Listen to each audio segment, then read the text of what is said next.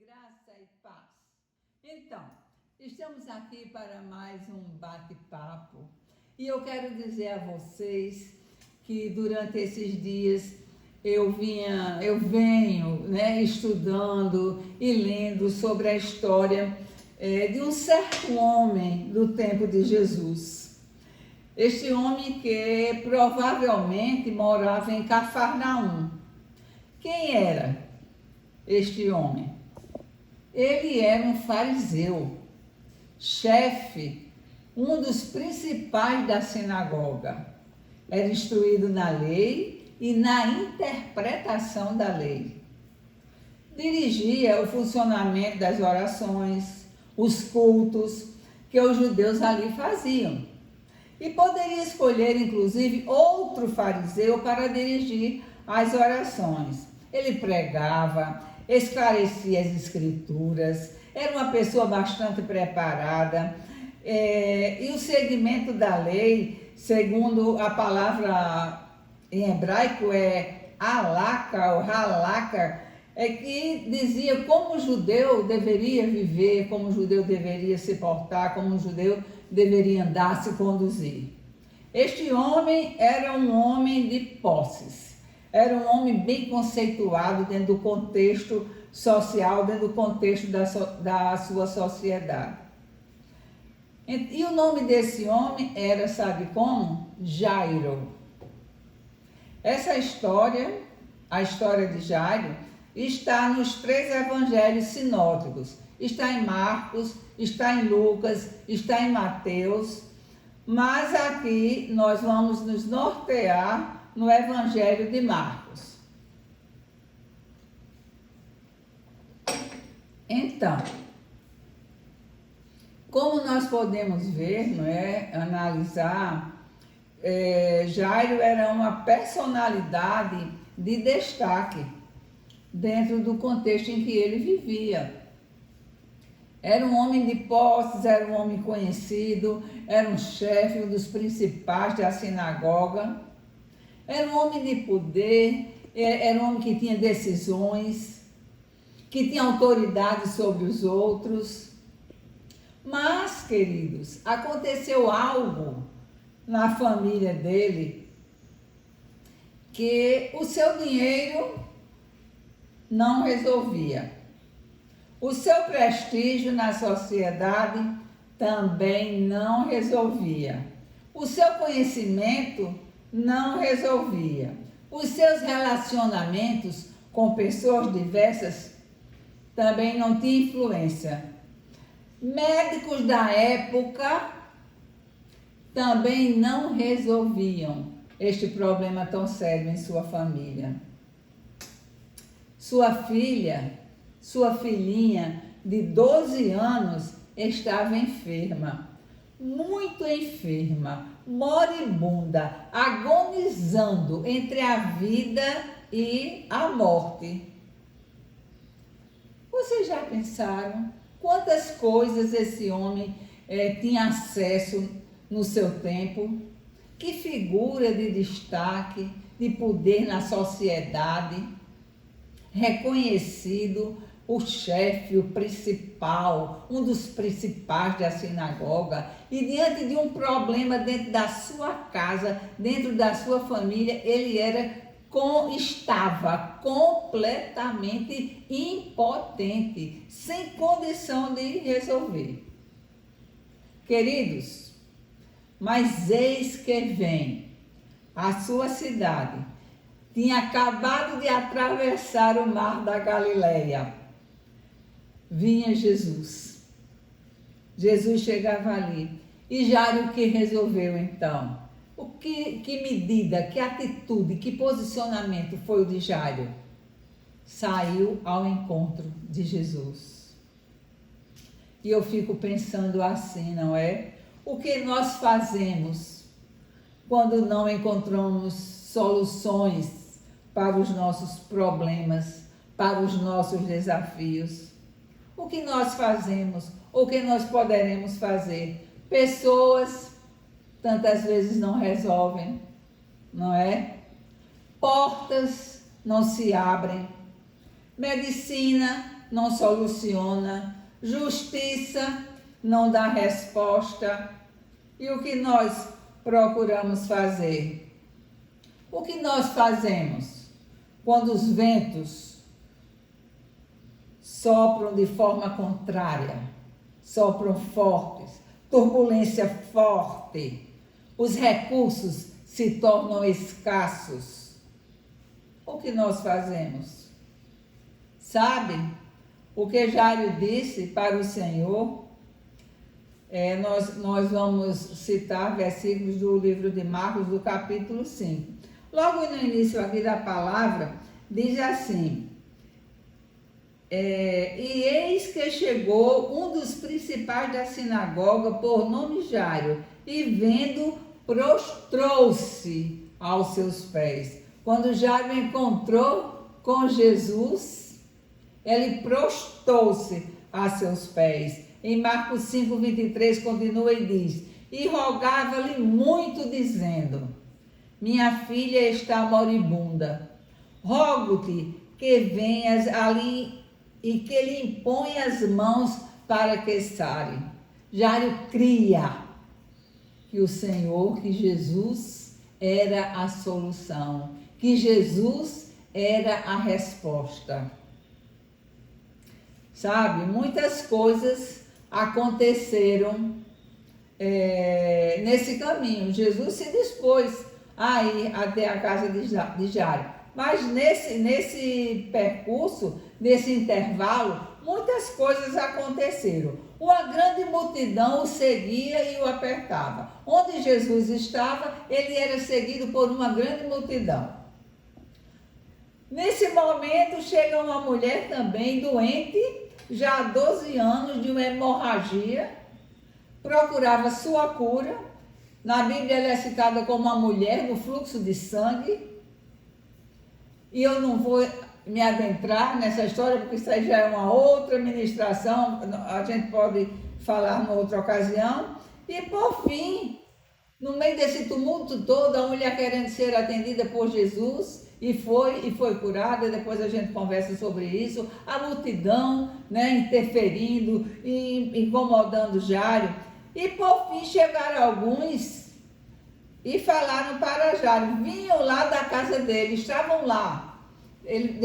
Pessoas ficaram lá e ele veio ao encontro de Jesus. E Marcos 5, 35b diz assim: a tua filha está morta. Para que enfadas mais o mestre? Já pensou? Que notícia triste! Que coisa tão doída! Isso aí, amigos, foi como uma faca que entrasse no coração de Jairo. Uma palavra dura. E eu penso também aqui, quantas palavras contrárias nós ouvimos. Hoje, na nossa atualidade, quantas palavras contrárias nós ouvimos? Muitas vezes as pessoas chegam junto da gente e dizem assim: desista disso aí, desista, você não pode, você não tem condições. Por que você quer se meter nisso se você não tem condições? Isso para você é impossível. Esse aí não é o seu lugar. Nós nos ouvimos isso? Ouvimos sim, muitas vezes. Ei, chegou o fim. Esse caso chegou ao fim. Se conforme. Esse caso chegou ao fim. Nós ouvimos palavras duras. E que posição? E o que nós vamos fazer?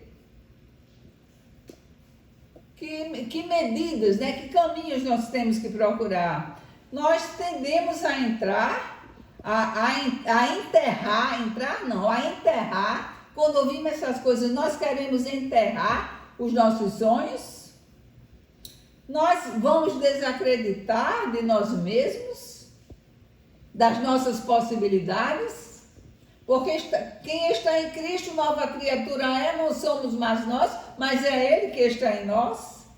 Mas mesmo assim vem o medo, vem a dúvida. Sabe por quê que essas coisas acontecem?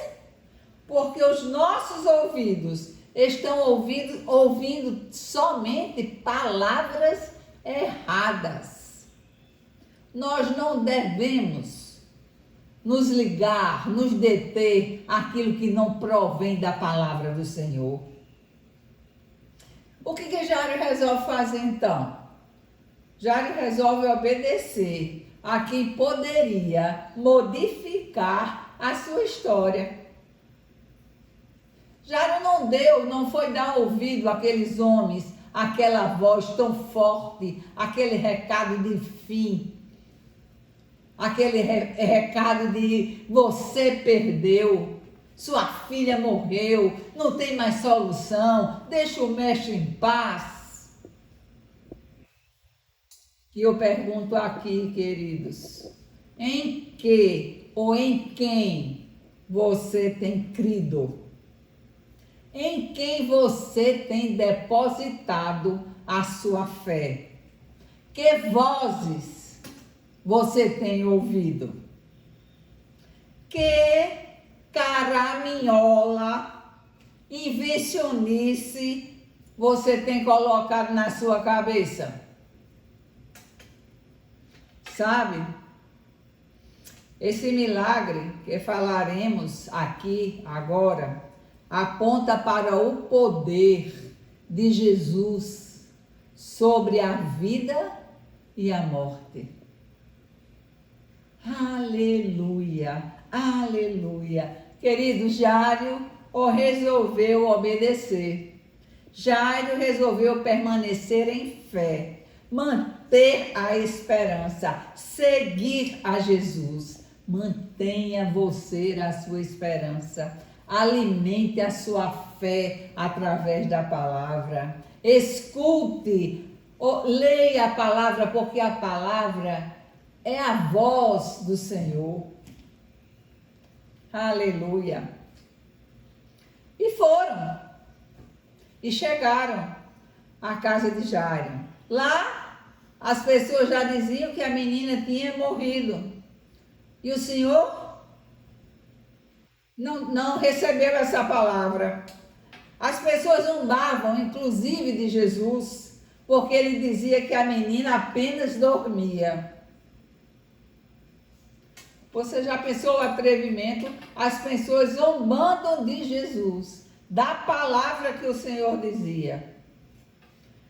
E Jesus só colocou dentro da casa da menina que lá estava, as pessoas que criam juntamente com ele.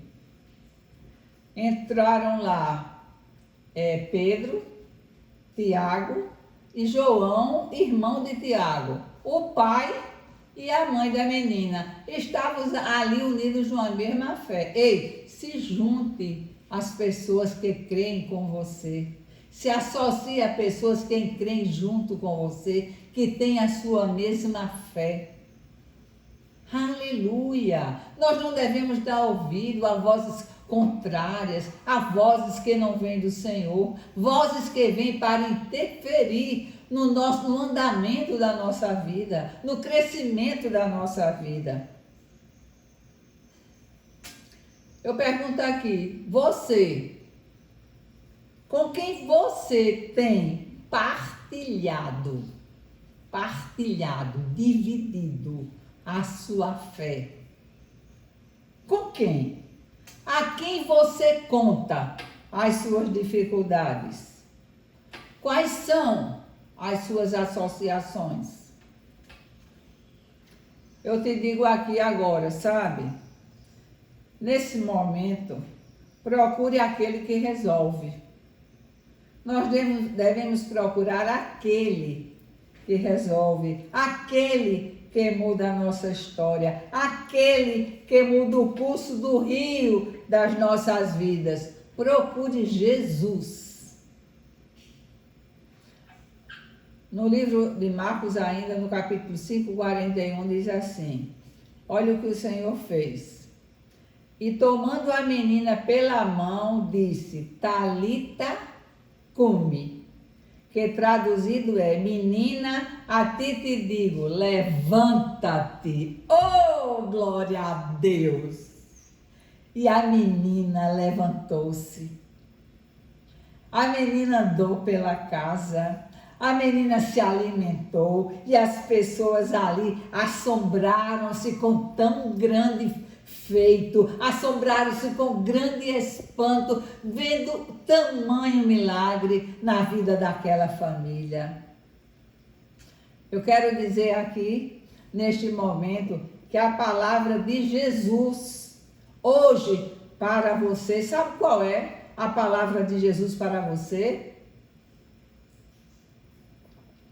A palavra do Senhor para você hoje é: levanta-te, saia da mesmice, se movimente, exerça a fé, faça o que lhe é natural. Você, tantas vezes, nós queremos um milagre, mas estamos esperando sentados, parados. Nós precisamos nos movimentar na direção daquilo que queremos. Sabe que Deus não vem fazer o que nos cabe fazer, Ele não vem fazer no seu lugar. O que cabe a você fazer, é preciso fazer. Olha, se precisar de trabalhar, você está precisando trabalhar, procure emprego, vá deixar currículo em lugares. Mostre aquilo que você sabe fazer. Se não está sabendo fazer bem, procure se qualificar. Faça alguma coisa, se movimente. Você não vai se deitar lá no meu Nordeste, eu digo assim, não vai se deitar na rede não. E ficar se balançando, não, Deus vai fazer, vai fazer, vai fazer. Deus não gosta de preguiçosos. Se movimente para ver o milagre acontecer. Você está ruim nos estudos? Estude mais. Está colocando sua atenção onde mesmo? Onde é que você coloca sua atenção? Quais são as suas preferências? Obedeça, seja responsável, perdoe, ame mais, se ame a si mesmo, se mexa, seja paciente. Isso tudo são frutos do Espírito. Seja longânimo, exale amor, o amor de Cristo, e deixe que o Senhor fará exatamente o sobrenatural acontecer na tua vida. Nós fazemos aquilo que nos é natural, aquilo que nós podemos, aquilo que a nossa mão alcança. E o Senhor chega com o sobrenatural. Queridos, tome posse dessa palavra. Tome posse dessa palavra e seja ricamente abençoado em nome de Jesus. Creia que Deus é Deus de milagres. Deus é Deus de milagres. Amados, eu tenho vivido experiências incríveis no Senhor. E agora, sabe o que é que eu quero fazer? Um beijo para você no seu coração.